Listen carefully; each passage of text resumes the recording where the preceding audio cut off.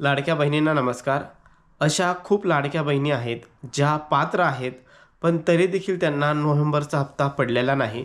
तर अशा कोणकोणत्या महिला आहेत, त्यांनी कृपया आपल्या जिल्ह्याचं नाव टाका, म्हणजे आपल्याला कळेल, की अशा कोणत्या-कोणत्या जिल्ह्यातील महिला आहे किंवा किती त्यांनी अपात्र केलेलं आहे, याचा आकडा त्यांनी आपल्याला दाखवलेला नाही किंवा शो केलेला नाही. तरी तुम्ही हा व्हिडिओ बघत असाल, तर फक्त तुमचं जिल्ह्याचं नाव टाका आणि मला हप्ता मिळालेला नाही नोव्हेंबर असं कमेंटमध्ये टाका.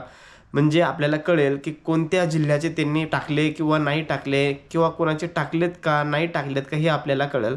तर तुम्ही एकदा नक्की करा तुमच्या जिल्ह्याचं नाव आणि तुम्हाला हप्ता पडला किंवा नाही, फक्त नोव्हेंबरचा.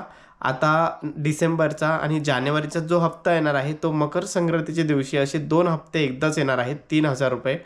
तरी ज्या महिलांचा नोव्हेंबरमध्ये हप्ता आलेला नाही, त्यांचा आता जानेवारीमध्ये जो 2 हप्ते राहिलेले आहे, डिसेंबरचा आणि जानेवारीचा, तो हप्ता येईल का नाही, याची सध्या शाश्वती नाही.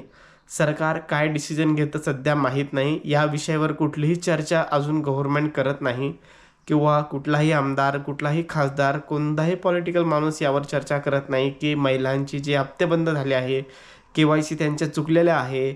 सध्या ओ-टी-पी प्रॉब्लेम होता. खूप सारे असे क्रिटिकल प्रॉब्लेम होते. त्यामुळे महिलांनी के-वाय-सी काही-काही करू शकल्या नाही.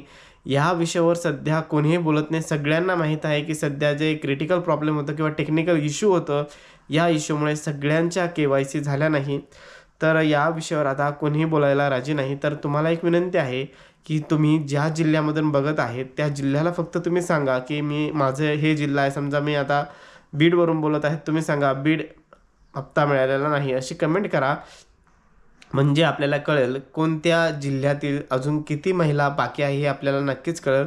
तर तुम्ही नक्की कमेंट करा आणि चॅनलला सबस्क्राईब करायला विसरू नका. म्हणजे येणारे जे नोटिफिकेशन असतील ते आपल्याला लगेच तुम्हाला कळवू. धन्यवाद.